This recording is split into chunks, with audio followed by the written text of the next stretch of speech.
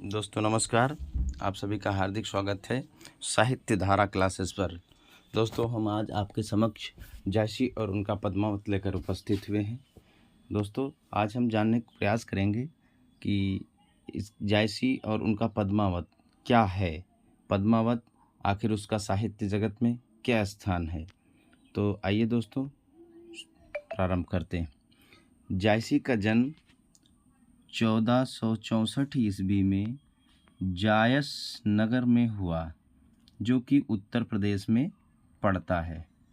उत्तर प्रदेश का एक नगर है जायस, इसीलिए इन्हें जायसी की उपाधि प्रदान की गई और इनका तखल्लुस भी यही हुआ, जायसी। जायसी और उनका पद्मावत साहित्य जगत में एक बेजोड़ स्थान रखता है। इनकी यह कृति बहुत ही अनुपम कृति है। इसके बारे में विद्वानों में प्रायः एक मत होकर कहते हैं कि इसका स्थान हिंदी साहित्य कविता में एक बेजोड़ और अत्यंत मार्मिक है। पद्मावत को पढ़ना ऐसा है जैसे एक अद्भुत संवेदना लोक में विचरण करने जैसा अनुभव होता है। पद्मावत में नागमती वियोग वर्णन संवेदना का उन्नत शिखर है। तो दोस्तों इनकी मृत्यु के बारे में बताया जा रहा है कि इनकी मृत्यु 1542 ईस्वी में हुई। इनके बारे में कहा जाता है कि यह एक कुरूप व्यक्ति थे, किंतु अपनी साहित्य रचना धर्मिता से इन्होंने जगत को यह प्रमाण दे दिया कि वास्तविक सुंदरता अंतर मन की सुंदरता होती है, ना कि बाह्य मन की सुंदरता। इन्होंने कहा है, एक नयन कवि मोहम्मद गुनी, सोई भी मोहा जई कवि सुनी। अर्थात एक नेत्र के यह कवि थे और इनको जो भी सुनता था वो विस्मृत हो जाता था, मोहित हो जाता था। इन्होंने कहा है कि जो काव्य रचना होती है उसका प्रयोजन 6 माना गया है, आचार्य मम्मट ने माना है। तो उसमें इन्होंने यश को अत्यधिक महत्व दिया है और कहा है, अब मन जान कवित अस कीन्हा, मकुया रहे जगत मा चीन्हा। अर्थात मैंने यह कवित्व इसलिए बनाया है ताकि मुझे जगत में लोग पहचाने या मुझे जगत में एक पहचान मिले।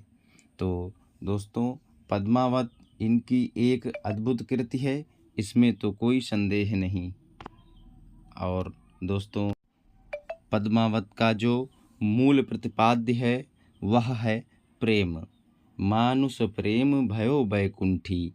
अर्थात मनुष्य जो का प्रेम है वही बैकुंठ को ले जा सकता है। जायसी की रचना धर्मिता में सबसे प्रधान इनका कड़वकबद्धता है।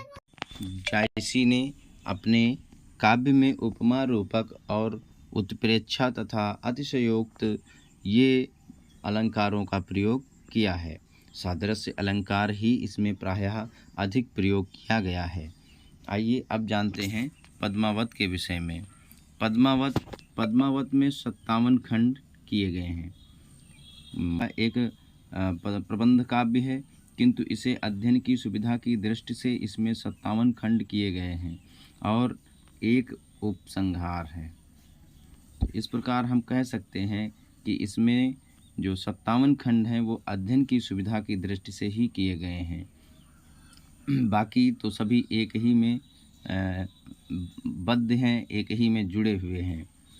तो आइए जानते हैं पद्मावत। पद्मावत को 2 भागों में विभाजित किया जा सकता है, एक पूर्व का और एक उत्तरार्ध, एक पूर्वार्ध और एक उत्तरार्ध। तो पूर्वार्ध क्या है, वह काल्पनिक है, ऐसा विद्वानों ने माना है। और उत्तरार्ध क्या है, यह एक ऐतिहासिक प्रसंग से जुड़ा हुआ है। इसमें कवि ने बहुत ही अच्छा वर्णन किया है जो अप्रतिम है। इनकी रचना धर्मिता में पद्मावत के पाठ को लेकर विद्वानों ने काफ़ी ऊहापोह किया है। उनमें से 3 विशेष रूप से उल्लेखनीय हैं, आचार्य रामचंद्र शुक्ल और डॉक्टर मता प्रसाद गुप्त तथा डॉक्टर वासुदेव शरण अग्रवाल। इसमें आचार्य रामचंद्र शुक्ल की संपादित जायसी ग्रंथावली ही प्रायः सर्वत्र पाठ्यक्रमों में निर्धारित है, अतः इसलिए प्रस्तुत मूल पाठ वहीं से उद्धृत किया जाएगा।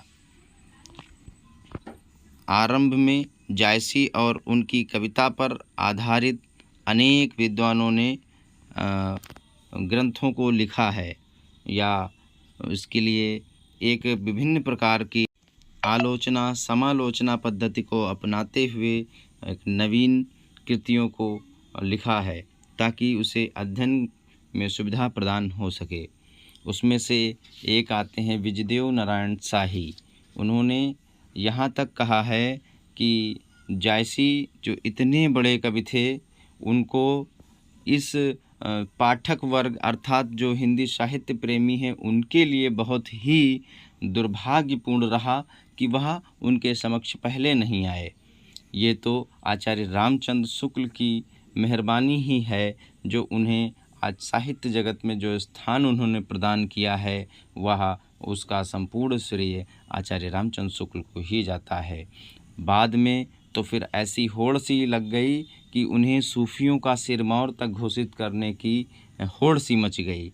ये उनका एक अलग ही प्रकार का व्यक्तित्व था। उनकी कृति में जो जायसी हैं वो खालिस मानुष होने का साक्ष्य बराबर देते आए हैं और उन्होंने अपने प्रेम को ही व्यंजित करने का एक प्रयास किया है।